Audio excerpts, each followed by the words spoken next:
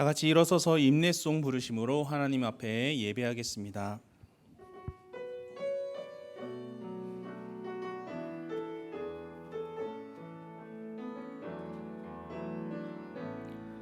하늘의 문을 여소서, 이곳을 주목하소서. 주를 향한 노래가 꺼지지 않으니 하늘을 열고 보소서. 이곳에 임재하소서. 주님을 기다립니다. 기도의 양기가 하늘에 닿으니 주여 임재하여 주소서. 이곳에 오셔서 이곳에 앉으소서. 이곳에서 드리는 예배를 받으소서. 주님의 이름만이 오직 주의 이름만 이곳에 있습니다. 사랑이 많으신 아버지 하나님, 오늘도 주님의 자녀들이 함께 모여 주님의 이름을 높이며 주님을 경배하기 원합니다. 우리의 예배를 받아주시고 저희에게는 예비하신 은혜로 함께하여 주옵소서. 예수님의 이름으로 기도드립니다. 아멘.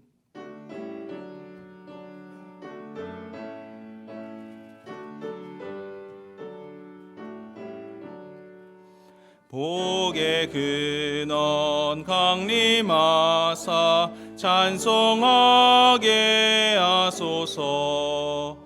한량 없이 자비하심 측량할 길 없도다. 천사들의 찬송가를 내게 가르치소서. 구속하신 그 사랑을 항상 찬송합니다.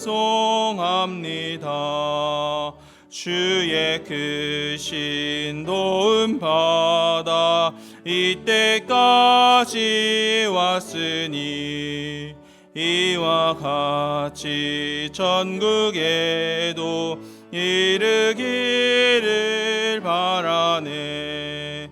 하나님의 품을 떠나 죄에 빠진 우리를 예수 구원하시려고 보혈 흘려 주셨네.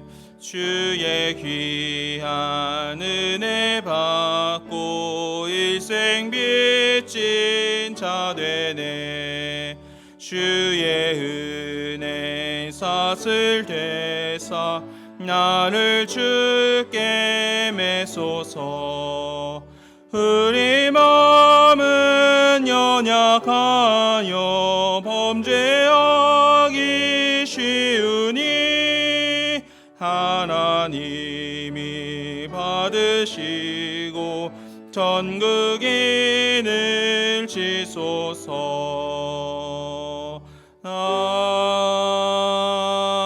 아멘. 나는 전능하신 아버지 하나님 천지의 창조주를 믿습니다. 나는 그의 유일하신 아들 우리 주 예수 그리스도를 믿습니다.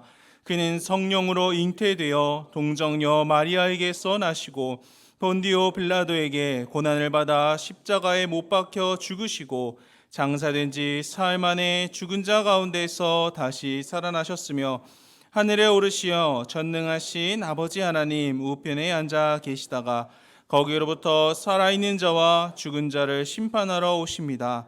나는 성령을 믿으며 거룩한 공교회와 성도의 교제와 죄를 용서받는 것과 몸의 부활과 영생을 믿습니다. 아멘. 자리에 앉겠습니다.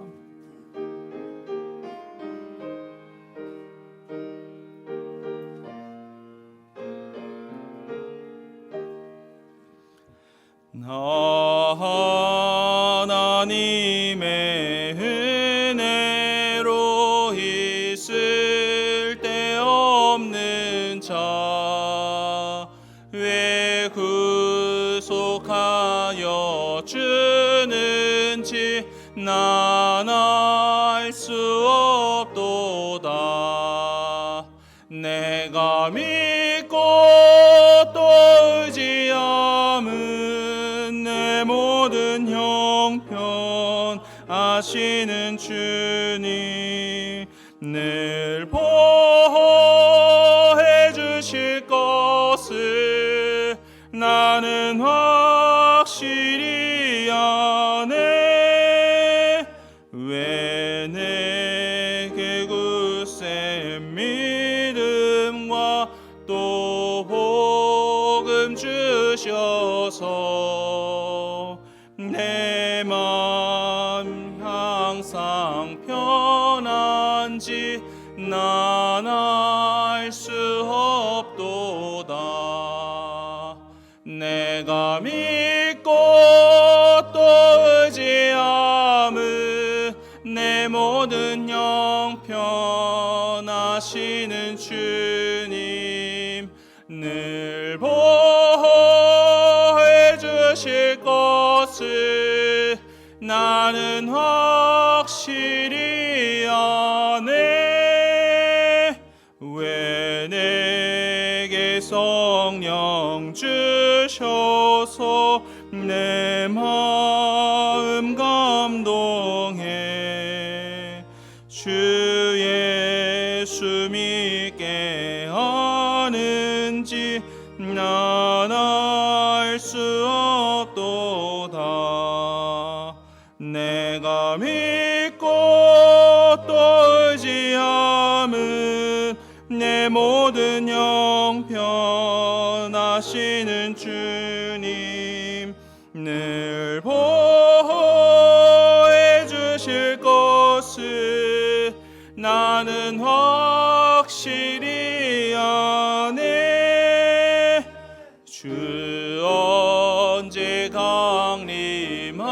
강림하실지 혹 밤에 혹 낮에 또 주님 만날 그곳도 난 알 수 없도다.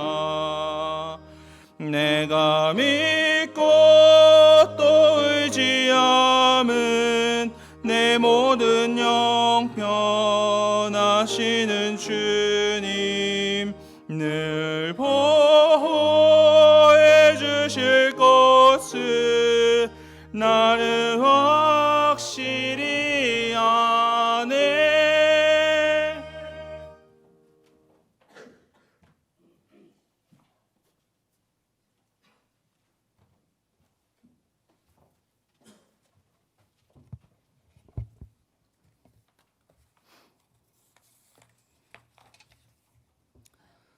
사랑과 은혜가 많으신 아버지 하나님, 주님의 이름을 찬양합니다.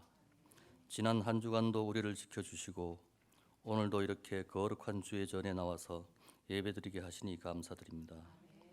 하나님, 오늘 저희가 드린 예배가 예배의 모양과 형식만 갖추어진 예배가 아닌 성령이 충만한 예배 시간이 되기를 간절히 원합니다. 주님이 임재하시는 예배, 하나님께 영광 드린 예배가 되기를 기도합니다. 성령이 교통하심 있는 예배, 하나님의 사랑과 은혜가 체험되어지는 예배가 되게 하여 주시옵소서. 아버지 하나님, 이 나라를 위하여 기도합니다.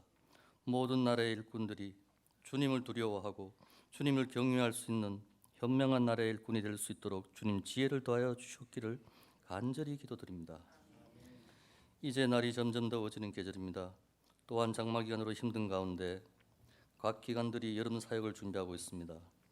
7월 21일 유초동부를 시작으로 영아부, 유치부, 청소년부, 청년부에 이르기까지 기도하고 준비하는 모든 행사들이 그 어느 때보다 더욱 은혜롭게 하여 주시옵고, 이번 사역 활동을 통하여 살아계신 하나님을 만나는 귀한 경험을 체험하는 역사가 있게 하여 주시옵소서. 오늘 부활 논쟁이란 귀한 말씀을 들고 단위에 세우신 김선인 담임 목사님, 주의 말씀을 전하실 때 성령님이 함께하사 그 말씀이 우리 마음 깊이 전해져 감화 감동을 받을 수 있는 은혜로운 시간이 되게 하시고 우리 마음속에 마귀 사탄이 틈타지 않게 하여 주시옵기를 간절히 기도드립니다. 이 자리에 참석하지 못하고 온라인으로 예배보는 성도들, 멀리 타국에 있는 성도들, 군 복무에 힘쓰는 형제들, 병석에 계시는 성도들에게도 주님의 성령이 함께하여 온전히 주님의 사랑을 체험하고 주님의 은혜가 가득한 예배 시간이 될 수 있도록 간절히 기도드립니다. 주의 몸된 교를 위해 수고하시는 손길들이 많이 있습니다. 하느님의 성호를 소리 높여 찬양하는 성가대로 교육기관 교사로 차량봉사와 주방봉사로 꽃꽂이와 교회 청소로 안내로 또한 보이지 않는 곳에서 수고하고 섬기는 손길들이 기억하시옵고 은혜를 내려주시기를 간절히 기도드립니다. 약할 때 강함 되시며 우리의 보배가 되신 주 예수 그리스도의 이름으로 기도드립니다. 아멘.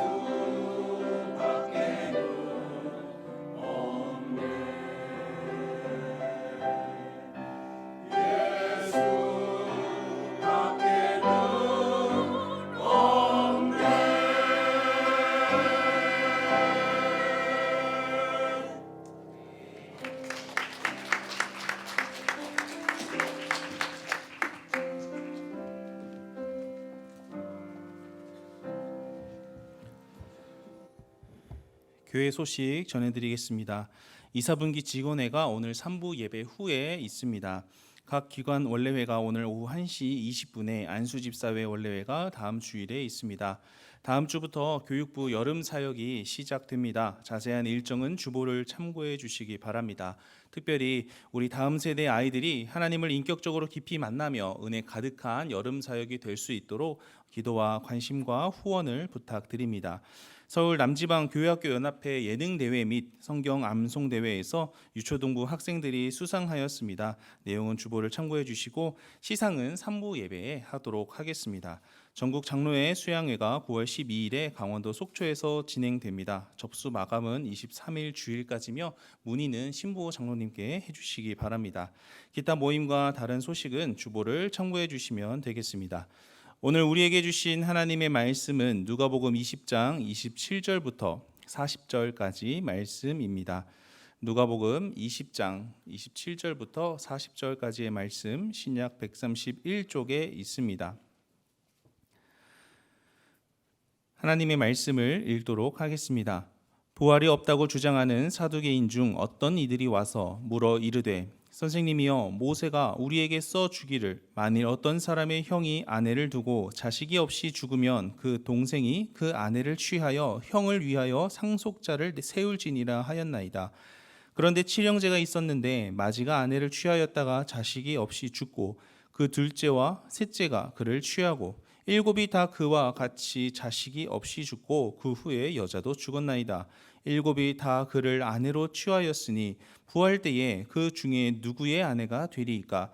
예수께서 이르시되 이 세상의 자녀들은 장가도 가고 시집도 가되 저 세상과 및 죽은 자 가운데서 부활함을 얻기에 합당히 여김을 받은 자들은 장가 가고 시집 가는 일이 없으며 그들은 다시 죽을 수도 없나니 이는 천사와 동등이요 부활의 자녀로서 하나님의 자녀임이라. 죽은 자가 살아난다는 것은 모세도 갈시나무 떨기에 관한 글에서 주를 아브라함의 하나님이요 이삭의 하나님이요 야곱의 하나님이시라 칭하였나니 하나님은 죽은 자의 하나님이 아니요 살아있는 자의 하나님이시라. 하나님에게는 모든 사람이 살았느니라 하시니 서기관 중 어떤 이들이 말하되 선생님 잘 말씀하셨나이다 하니 그들은 아무것도 감히 더 물을 수 없음이더라. 아멘. 다 같이 일어서서 마음과 정성 다해 준비하신 예물 하나님께 봉헌하겠습니다.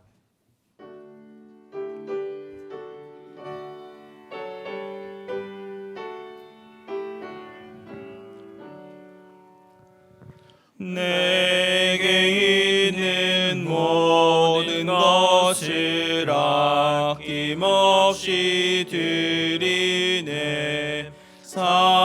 사랑하고 의지하며 주만 따라 살리라. 주께 드리네. 주께 드리네.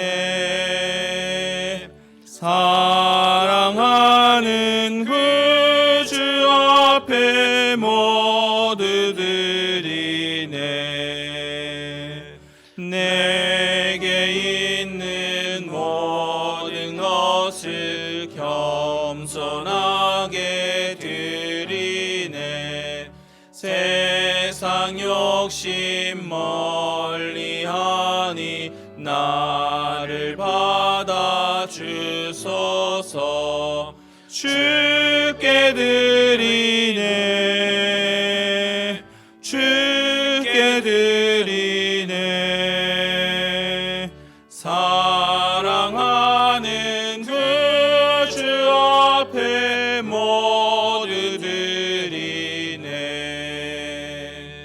내게 있는 모든 것을 주를 위해 드리네. 주의 성령 충만하게 내게 내려 주소서. 주께 드리네. 주께 드리네. 사랑하는 구주 앞에 모두 드리네.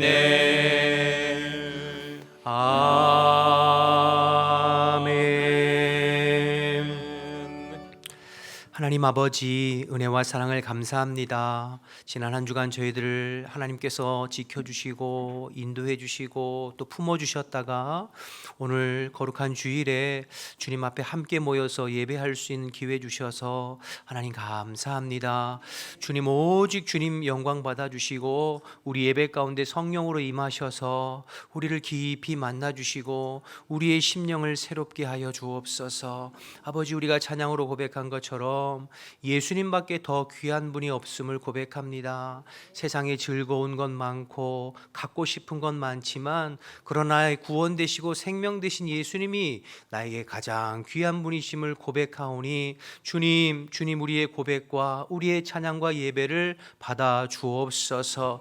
이 시간 우리의 신앙의 고백을 담아 우리가 세상에서 귀히 여기는 물질을 주님 앞에 올려드립니다. 하나님, 성도들의 마음과 신앙의 고백이요 삶과 땀과 눈물입니다. 주님께서 기쁘게 받아주시고 우리 모든 성도들의 삶을 책임져 주시어서 지금부터 영원토록 주님과 동행하는 복된 삶을 살아갈 수 있도록 인도하여 주옵소서. 영혼이 잘된 같이 범사가 잘되고 강건한다 주님 말씀하셨사오니 영적인 복을 허락해 주시어서 주님을 더 깊이 알아가게 하시고 주님께서 공급하시는 힘과 능력으로 세상을 능히 이기며 이기는 자로 살아갈 수 있는 우리 성도들이 다 될 수 있도록 도와 주옵소서. 육신의 연약함으로 있는 지체들을 주님께서 불쌍히 여겨주시고 하나님 치료하시고 회복시켜 주시고 또 군대가 있고 해외에 떨어져 있는 우리의 자녀들과 가족들 어느 곳에 있든지 한 주간을 또 하나님의 능력의 손으로 붙들어 주시어서 영과 육이 강건하도록 지키고 보호하여 주옵소서. 아버지, 이 시간도 주의 말씀 나눌 때에 성령이 교회에게 하시는 말씀이 증거되고 오늘 내게 주시는 말씀으로 들려질 수 있도록 하나님 도와 주옵소서. 함께 하시고 도우실 줄 믿고 예수님의 이름으로 기도드립니다. 아멘. 자리에 앉겠습니다. 우리 옆에 있는 분하고 인사하겠습니다. 주 안에서 평안하셨습니까? 한 번 더 인사할 때 한 주간 건강하세요 그렇게 인사할까요?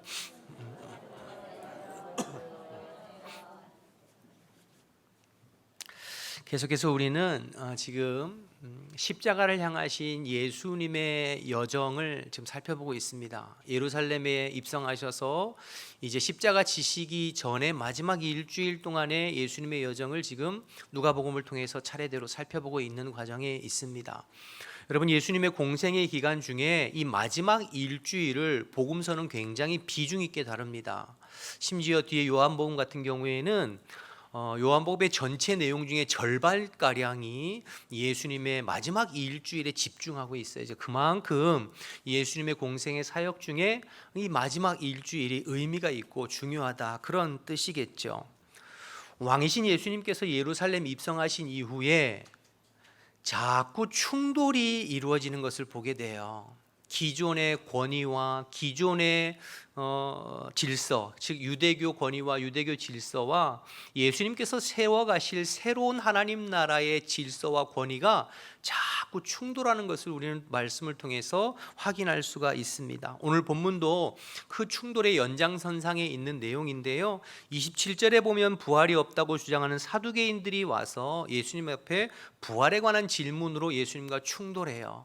지난주에 살펴본 19절에 보면 서기관과 대제사장들이 예수님 찾아와서 가이사에게 세금을 바치는 것이 맞습니까? 그렇지 않습니까? 세금을 가지고 세금 문제로 예수님과 충돌해요. 그 앞에 20장 1절에 보면 종교 지도자들과 유대교 장로들이 예수님 찾아와서 당신 무슨 권위로 성전에서 그런 일을 합니까? 권위 문제로 또 예수님과 충돌해요. 그러니까 예수님이 예루살렘 입성하시고 난 후에 기존의 질서, 유대교 질서와 예수님이 새롭게 세워가신 하나님 나라 질서와 권위가 계속해서 충돌하고 있는 그런 상황임을 우리는 지금 말씀을 통해서 확인하고 있습니다. 여러분, 성경을 보면 수많은 사람들이 예수님을 찾아와서 예수님께 묻고 질문했어요. 니고데모도 찾아와서 묻고 질문했고, 부자 청년도 찾아와서 묻고 질문했고, 요한복음의 나다나엘도 예수님께 묻고 질문했고, 성경에 그 밖에 이름이 거명되지 않은 많은 사람들이 예수님 앞에 나와서 묻고 질문했어요.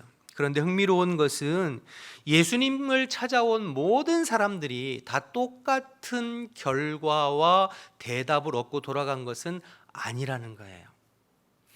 여러분, 예수님께 찾아왔다는 것은 동일해요. 이건 너무 귀한 거예요. 그렇죠, 여러분? 왜 그래요? 예수님 말이 우리 인생의 모든 문제의 유일한 해답이 되시기 때문입니다.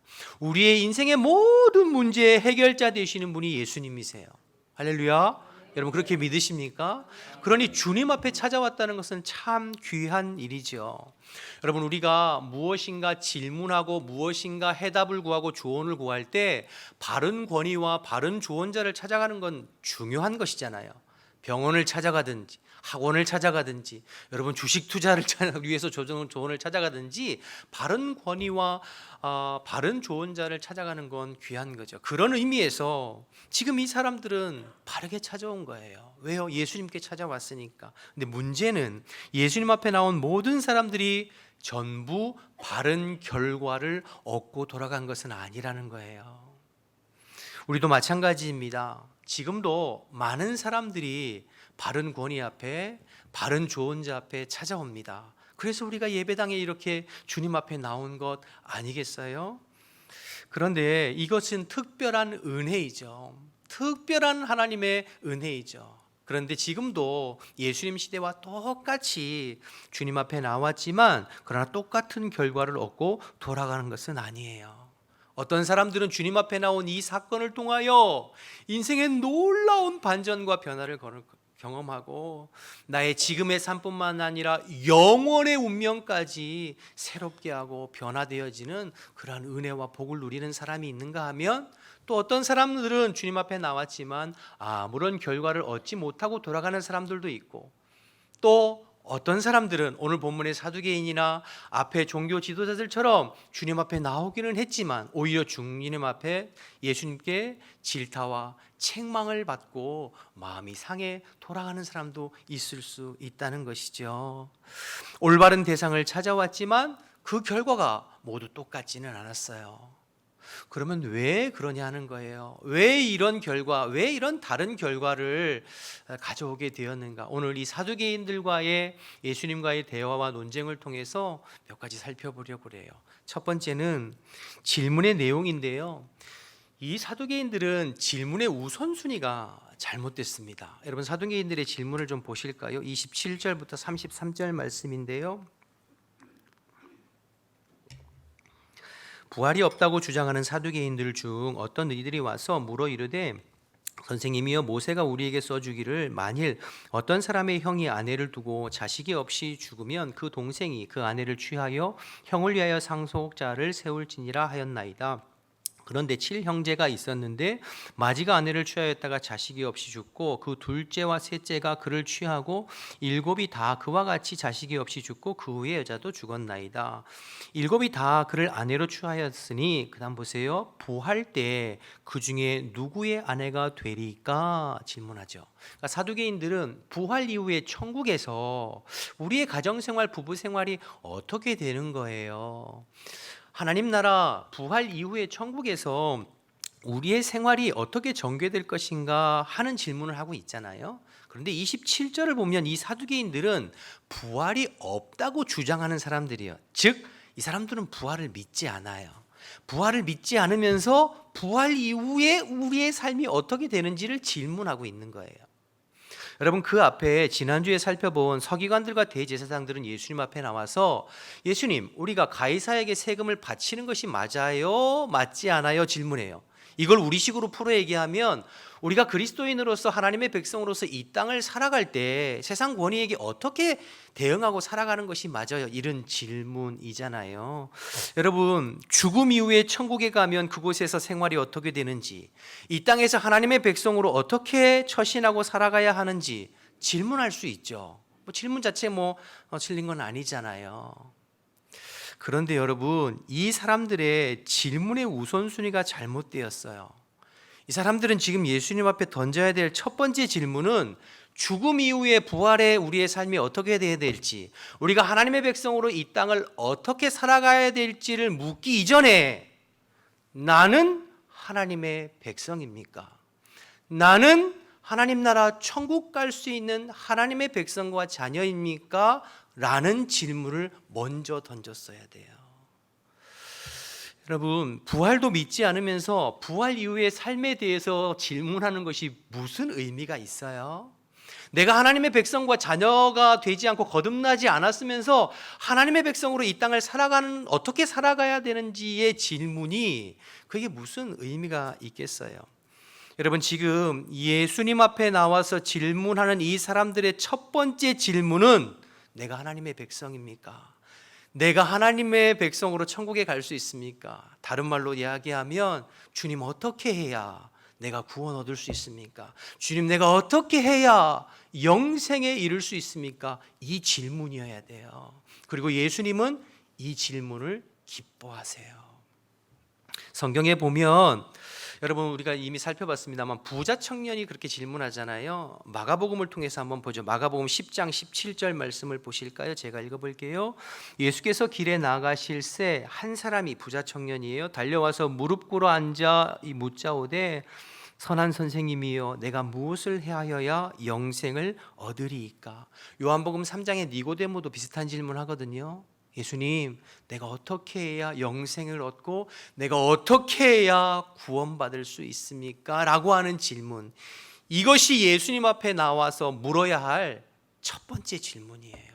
주님은 이 질문을 기뻐하시고 주님께 물어야 할 가장 중요한 질문이에요. 왜냐하면 거듭나지 않은 그리스도인인데, 예수 믿어 거듭난 사람도 아닌데 부활하여 천국에서 생활하는 것을 묻는 것이 무슨 의미가 있고, 내가 예수 그리스도 안에서 거듭나지 못했는데 그리스도인으로 이 땅을 어떻게 살아가야 되는 것을 묻는 게 무슨 의미가 있겠어요? 이것은 마치 미국 비자도 없는 사람이 미국 가서 햄버거 어떻게 사 먹고 미국의 신호 체계는 어떻게 돼 있고 미국에서 사회생활, 직장생활을 어떻게 하는지 묻는 거나 마찬가지예요.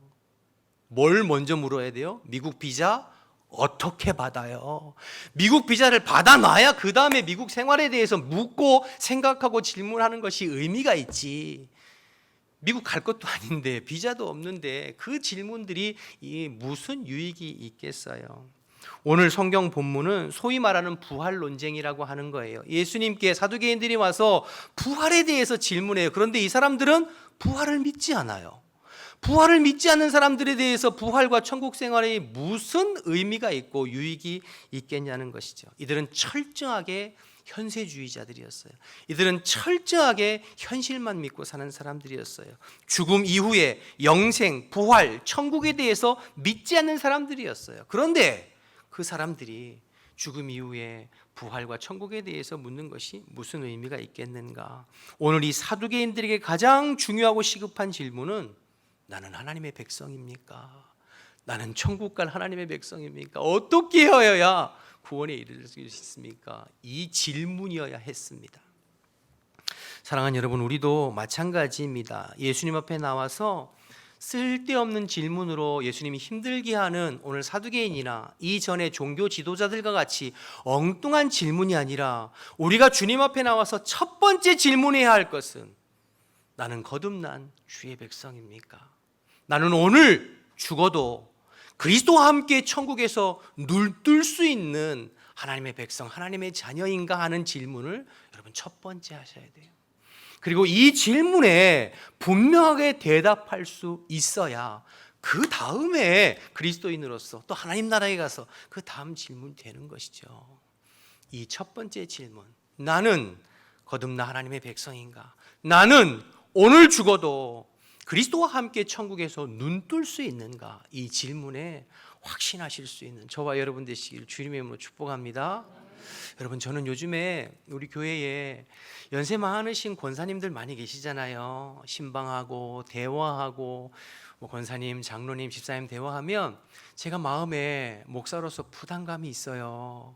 이분들이 정말 구원의 확신을 가지고 천국을 소망하면서 끝까지 믿음으로 승리하셔야 될 텐데, 여러분, 우리 안에 예수 그리스도를 마음의 구주로 믿고 구원의 확신과 하나님 나라에 대한 소망이 분명하다면 나이 드는 것이 뭐 그렇게 서러운 것이겠어요? 주님 앞에 가는 것이, 주님 앞에 갈 날이 다가오는 것이 왜 두렵고 무서운 것이겠어요? 아니잖아요. 그런데 우리 안에 이 구원의 확신과 하나님 내야 되는 소망이 분명하지 않으면, 이 질문에 대해서 내가 온전히 대답할 수 없다면 힘들죠. 죽음이 무섭고 두렵죠. 나이 드는 것이 자꾸 어렵죠. 사랑하는 여러분, 우리가 예수님 앞에 던져야 될 첫 번째 질문은 구원에 관한 질문입니다. 영생에 관한 질문이에요. 나는 구원받은 백성인가? 나는 오늘 죽어도 천국에 갈 확신이 있는가? 이게 제일 중요해요. 오늘 본문에 자꾸 엉뚱한 질문 던지는 종교 지도자들, 사두개인들을 보면서 그게 아니라 주님 앞에 나는 구원받은 주의 백성인가 스스로 살피고, 무엇보다도 구원의 확신 가운데 믿음으로 신앙생활할 수 있는 저와 여러분 되시기를 주님의 이름으로 축복합니다. 이것이 제일 중요합니다. 두 번째, 주님 앞에 나왔음에도 불구하고 바른 결과를 얻지 못한 이 사람들은, 첫 번째 질문의 우선순위가 잘못됐고요, 두 번째는 태도가 잘못됐어요. 여러분, 주님 앞에 나올 때 제일 중요한 것 한 가지를 꼽으라면 저는 태도를 꼽습니다. 왕 앞에 나오는데, 왕 앞에 나오는 사람이 왕을 대적하려고 하는 태도로 나온다면 그건 죽음을 의미하죠. 여러분, 영적으로도 마찬가지예요. 예수님은 창조주시요 주권자시요 우리의 영원한 왕이시요 구원자이심을 믿습니다. 여러분, 그렇게 고백하십니까? 그렇다면 그 왕 대신 주님 앞에 우리가 어떤 태도로 나와야겠어요? 주님을 경외하고 존경하고 사모하고 사랑하고 갈급하고 겸손한 마음으로 주님 앞에 나와야 하잖아요. 그런데 오늘 본문에 나온 종교 제자들을 보세요. 주님 앞에 나왔지만 전혀 맞지 않는 태도로 지금 주님 앞에 나와 있어요. 이들이 예수님 앞에 나오는 태도는 책 잡기 위해서, 넘어뜨리기 위해서, 트집 잡기 위해서 주님 앞에 나와 있는 것을 보게 돼요. 우리가 지금 3주 연속으로 계속 살펴봤잖아요. 예루살렘 입성한 이후에 권위 논쟁에 대해서, 세금 논쟁에 대해서, 오늘 이제 부활 논쟁에 대해서 계속 나와서 한결같이 책 잡기 위해 나온 사람들. 여러분, 이런 태도로는 진리에 이를 수 없어요. 이런 태도로는 구원에 이를 수 없어요. 예수님은 진리 자체이십니다. 예수님은 구원에 이르는 유일한 길이세요. 요한복음 14장 6절에 내가 곧 길이요 진리요 생명이니 나로 말미암지 않고는 아버지께로 갈 자가 없다고 예수님 말씀하셨잖아요. 예수님 외에 구원의 길이 없어요. 예수님밖에 천국에 이를 수 있는 방법이 없어요. 예수님이 진리시고 예수님이 구원에 이를 수 있는 유일한 길이에요. 그럼 그 예수님 앞에 지금 이 사람들이 서 있잖아요. 인생에 둘도 없는 기회이고 가장 중요한 순간이에요. 그런데 그 주님 앞에 지금 어떤 태도로 이 사람들이 서 있는지를 보세요. 참 안타깝죠. 여러분, 워런 버핏이라고 아시죠, 여러분? 투자의 무슨 뭐 대가라고. 그 워런 버핏하고 한 끼 식사하기 위해서 수백만 달러를 지불하는 사람들이 많이 있다고 그래요. 저는 뭐 돈이 없어서 뭐 만날 수 없겠습니다만, 그럼 왜 그 많은 사람들이 수백만 달러 돈을 짊어지고 그 워런 버핏하고 식사를 하려고 그러죠? 그 사람은 길을 아는 사람이기 때문이죠. 돈 버는 길, 투자하는 길을 알기 때문에 그 사람하고 한번 만나려고 수백만 달러를 짊어지고 가잖아요. 그런데 영원한 생명으로 가는 길, 구원의 길이요 생명의 길이신 예수님 앞에 지금 서 있어요. 이 얼마나 중요한 순간이에요. 그런데 오늘 종교 지도자들, 사두개인들의 태도를 보세요. 너무 안타깝죠. 슬프게도 이들은 스스로의 기회를 발로 차고 있는 것입니다. 무엇 때문에요? 잘못된 태도 때문입니다. 예수님 앞에 나왔을 때 교만한 마음으로, 책 잡고 싶은 마음으로, 넘어뜨리려고 하는 태도로 나온 것이죠. 이런 태도로는 구원에 이를 수 없어요. 여러분, 오늘날 주님 앞에 나온 많은 사람들 중에 이런 태도를 가지고 있는 사람들이 의외로 많이 있습니다. 내 생각이 옳고 하나님의 생각, 하나님의 말씀이 틀렸다는 것을 증명하기 위해서 나온 사람들도 있고요, 뭔가 삐딱한 마음으로 주님 앞에 나온 사람들도 있어요. 뭔가 주님의 말씀에 동의하지 않는 마음의 태도로 나와 있는 사람들도 있고, 또 어떤 사람들은 아무런 기대감 없이 의무감으로 나온 사람도 있어요. 아이고, 교회 가봐야 무슨 뭔 새로운 게 있겠어, 맨날 똑같지 뭐. 그러면서 예배드리거나 찬양하거나 기도하거나 말씀 듣는 것도 아무런 기대감 없이 나와 있는 그런 사람들이 있어요. 간절함이나 갈망함이 없이. 그러나 여러분, 그런 마음과 그런 태도로, 그런 자세로 아무리 많은 시간을 들여도 우리에게 영적인 유익이 없습니다. 예수님께 나오는 올바른 태도는 간절함과 겸손함이어야 합니다. 여러분, 성경을 한번 가만히 살펴보세요. 주님 앞에 나와서 인생이 변화된 사람들은 한결같이 겸손함과 갈급한 마음으로 나왔어요. 예수님의 옷자락에 손이라도 대고 싶어서 나온 12의 혈루증하는 여인처럼 자기의 딸의 귀신 들린 것을 고치기 위해서 주인의 상에서 떨어지는 부스러기라도 내게 주십시오라고 했던 수로보니게 여인, 이방인 백부장, 로마의 백부장임에도 불구하고 예수님 앞에 겸손한 태도로 나왔던 사람들 다 주님을 만나 인생의 놀라운 변화를 경험했던 사람들이거든요. 그런데 이 사람들 누구도 교만한 태도나 책 잡으려는 태도로 주님 앞에 나온 사람은 한 사람도 없어요. 겸손하게 자기를 낮추고 간절하고 갈급한 심령으로 주님의 은혜를 구했던 사람들입니다. 사랑하는 여러분, 저와 여러분은, 우리는 주님 앞에 어떤 마음으로 서 있습니까? 역대하 16장 9절 말씀, 제가 참 좋아하는 말씀인데 한번 같이 읽어볼까요? 시작. 여호와의 눈은 온 땅을 두루 감찰하사 전심으로 자기에게 향하는 자들을 위하여 능력을 베푸신다. 주님의 눈은 온 땅을 두루 감찰하사, 오늘 이 주일에도 전 세계적으로 수많은 사람들이 예배할 거예요. 그런데 주님의 눈은 온 땅을 두루 감찰하사 전심으로 자기를 향하는 자에게 능력을 베푸시고 은혜를 베푸신다고 말씀하세요. 예레미야 29장 12절 13절 보겠습니다. 예레미야 29장 12절 함께 읽어볼까요? 시작. 너희가 내게 부르짖으며 내게 와서 기도하면 내가 너희의 기도를 들을 것이요 너희가 온 마음으로 나를 구하면 나를 찾을 것이요 나를 만나리라. 너희가 온 마음으로 나를 구하면 나를 찾고 나를 만나게 될 것이다. 사랑하는 여러분, 주님 앞에 나올 때 오늘 사두개인이나 또 종교 지도자들 같은 마음이 아니라 정말로 주님 앞에 겸손한 마음으로, 사모하고 갈급한 마음으로 나와서 주님께서 예비하신 은혜와 복을 늘 받아 누릴 수 있는 저와 여러분 되시기를 주님의 이름으로 축복합니다. 마지막으로 이 사두개인들의 질문과 예수님의 대답을 통해서 하나님의 말씀에 대한 오해가 잘못된 결과를 낳는다는 것을 좀 살펴보려고 하는데요. 1절에 보시면 사두개인들이 찾아와서 예수님께 질문하는데, 이 사두개파라는 말은 사독이라는 말에서 유래된 것입니다. 여러분, 사독이 누구인 줄 아시나요? 다윗과 솔로몬 시대의 대제사장이었던 사람이 사독이에요. 그 사독의 후예들이라는 의미로 사두개인, 사두개파이거든요. 그래서 사두개파는 주로 제사장 그룹이에요. 제사장 그룹 플러스 왕족과 귀족 플러스 부유한 사람들, 즉 당시 유대 사회의 기득권자들이에요.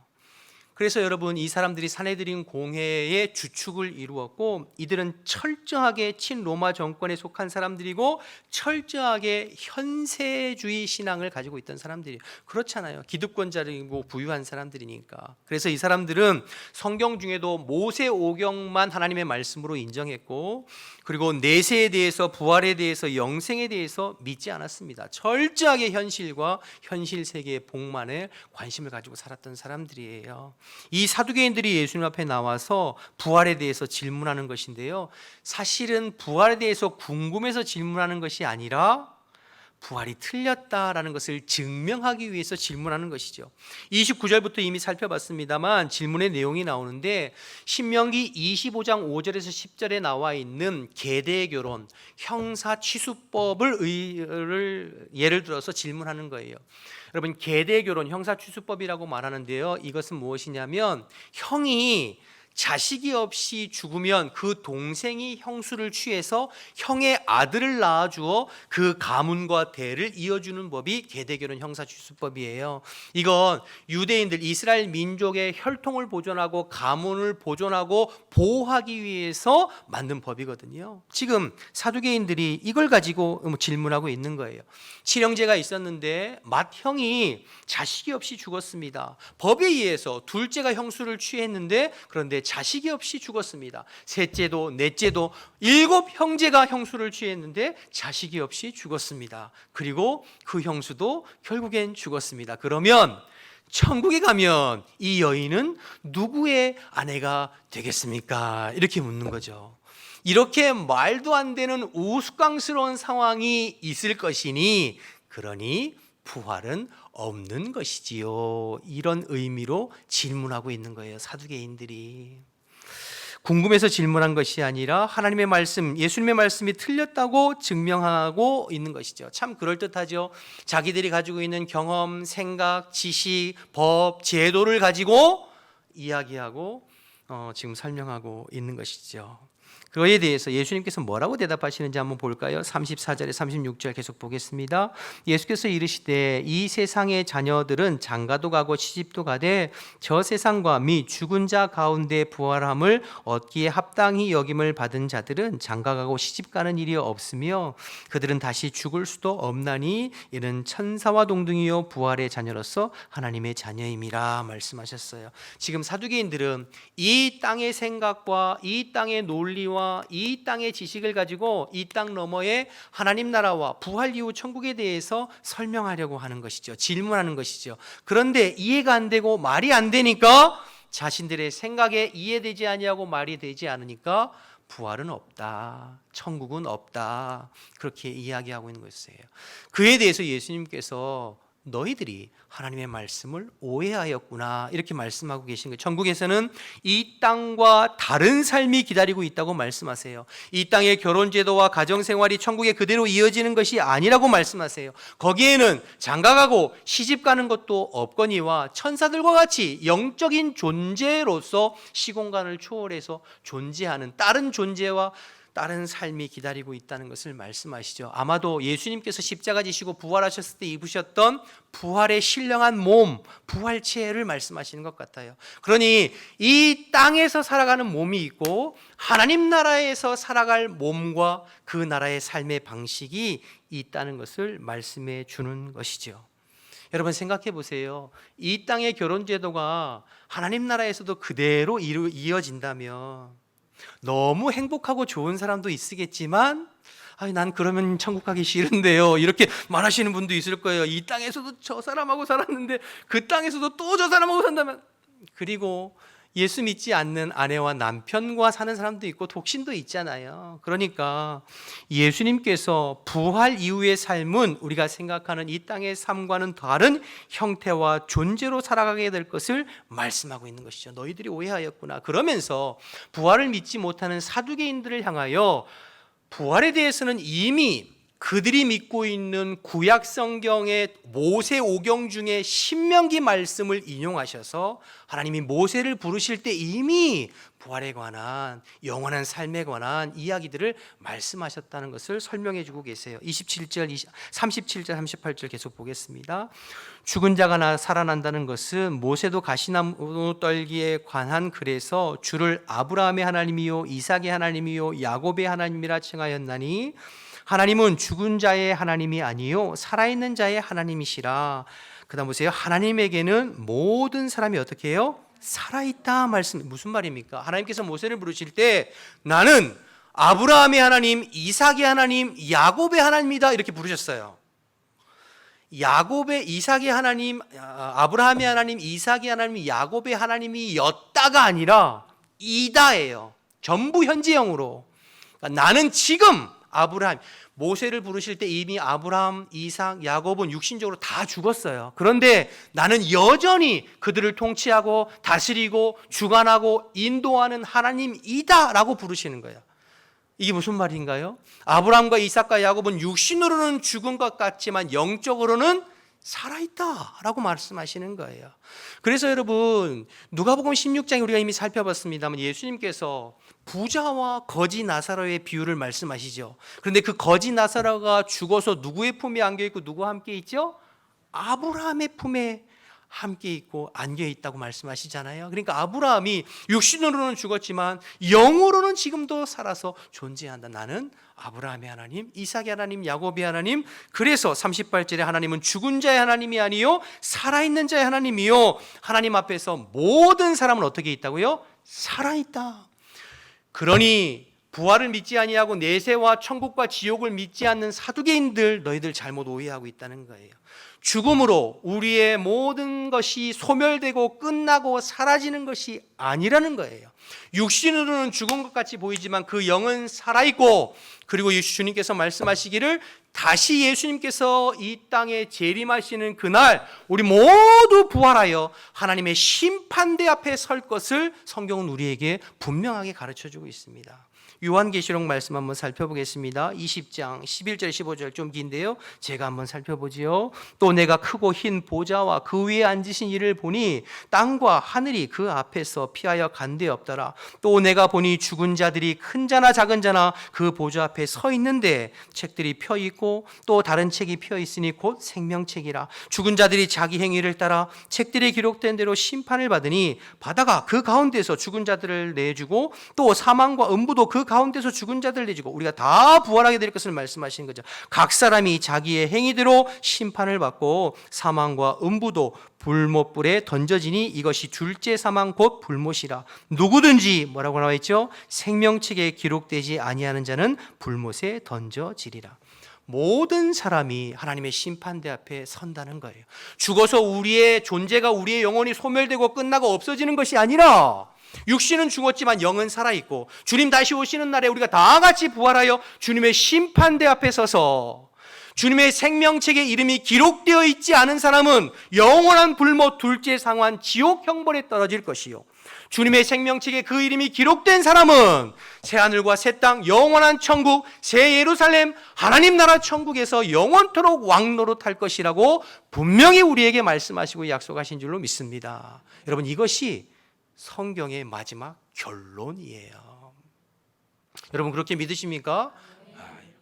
아멘입니다. 그렇다면 예수님의 이 답변을 들은 사두개인들이 어떻게 했어야 되죠? 이 사람들 큰일 났잖아요.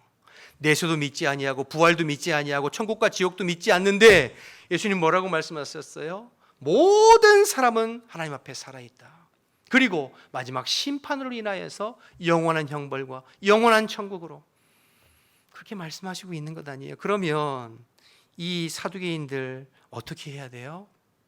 주님 앞에 회개하고 돌이키고 예수님을 마음의 구주로 믿고 영접하여 하나님 나라 백성이 되어야 하잖아요. 그런데 사두개인들이 어떻게 했습니까? 그렇게 하지 않았어요. 결국 예수님을 십자가에 못 박아 죽였어요. 예수님을 못 박아 죽인 핵심 장본인들이 사두개인들입니다. 집권자들. 그럼 여러분 생각해 보세요. 예수님 못 박아 죽이면 부활이 사라지나요? 심판이 사라지나요?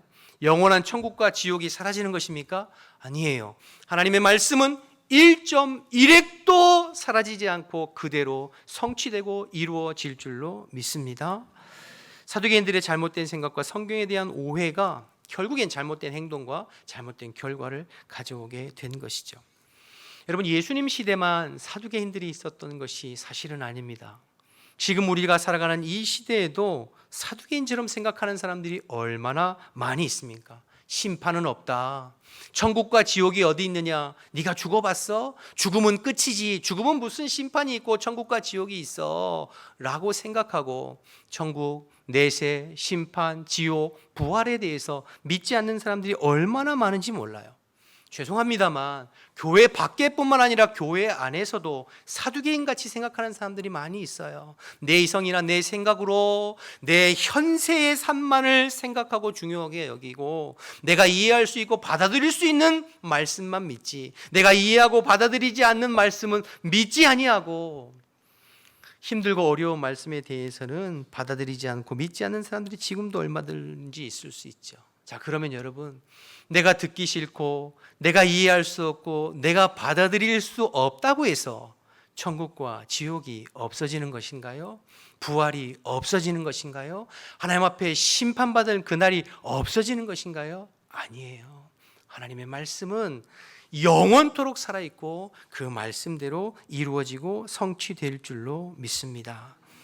여러분, 우리 눈에는 죽은 것 같지만 하나님 눈에는 살아있다. 그래서 어떤 사람들은 영원한 영벌에, 어떤 사람들은 영원한 영생에 이를 것이라고 예수님께서 분명히 말씀하셨잖아요. 양과 염소가 구별되듯이 우리 모두 주님 앞에 구분되고 구별되는 날이 올 것이라고 말씀하셨어요. 여러분, 내 생각이나 내 지식이나 내 경험이나 세상 사람들이 말하고 세상 사람들이 생각하고 세상 사람들의 가치와 기준으로 하나님의 말씀을 오해하고 곡해하지 않으시기를 주님의 이름으로 축원합니다. 오직 우리의 믿음과 신앙의 뿌리와 근거는 하나님의 살아있고 영원한 하나님의 말씀인 줄로 믿습니다. 그렇다면 이 말씀 들은 우리는 어떻게 신앙생활을 해야 되겠습니까? 하나님 앞에, 하나님의 심판대 앞에 설 것을 기억하며 신앙생활을 해야 되죠. 언젠가 우리는 주님의 심판대 앞에 설 것이다. 그것을 인식하며 신앙생활할 때 오늘을 주 앞에서 바르게 신앙생활을 할 수 있습니다. 늘 현세에만 땅의 것만 생각하는 것이 아니라 하나님 앞에 설 날이 있다.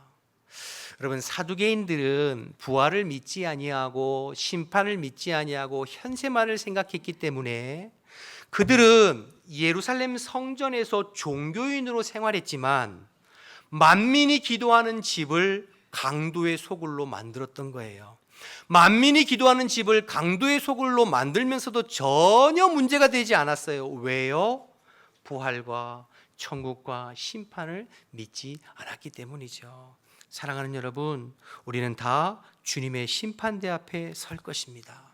이 날을 인식하며 이 땅에서 오늘을 바르게 살아가도록 힘쓰는 저와 여러분 되어야 될 줄로 믿습니다. 신앙생활 하는 것이 때로는 고단하고 힘들고 어렵고 그렇다 하더라도 주님 앞에 설날 그날, 주님 앞에 서서 잘했다 칭찬받을 그날을 생각하며 우리 주님께서 말씀하시고 걸어가신 날마다 나를 부인하고 내 십자가를 주고 주님을 따르는 주님의 신실한 하나님의 사람이 되어야 될 줄로 믿습니다. 여러분, 오늘 성경 말씀 지금 계속 살펴보고 누가보고 있는데 겉모양만 그럴듯한 종교인이 되지 말고 하나님 앞에 바른 지식과 바른 믿음과 바른 영적인 감각을 가지고 언제나 주님 앞에 겸손한 마음으로, 갈망하는 마음으로, 사모하는 마음으로 서시고 주님께서 공급하시는 은혜와 능력과 지혜로 내게 주신 사명, 내게 맡겨주신 주님의 십자가를 오늘도 지고 주님 앞에서 하루하루를 승리하는 복된 주의 백성들 다 되시기를 주님의 이름으로 축복합니다. 우리 다 같이 일어나셔서 찬양하고 기도하겠습니다.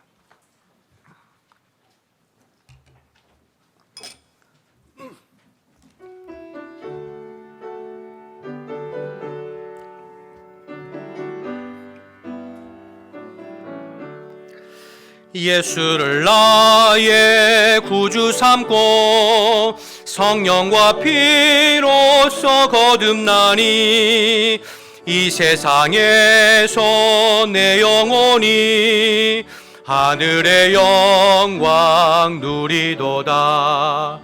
이것이 나의 간증이요 이것이 나의 찬송일세. 나 사는 동안 끊임없이 구주를 찬송하리로다.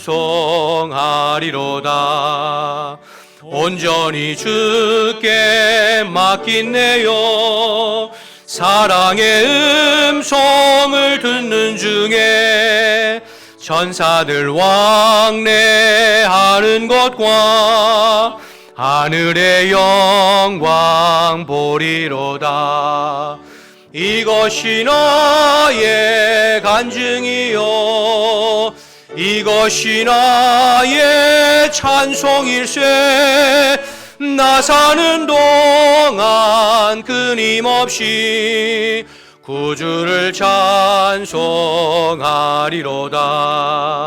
주 안에 기쁨 누림으로 마음의 풍랑이 잔잔하니 세상과 나는 간 곳 없고 구속한 주만 아멘. 이것이 나의 간증이요 이것이 나의 찬송일세. 나 사는 동안 끊임없이 구주를 찬송하리로다.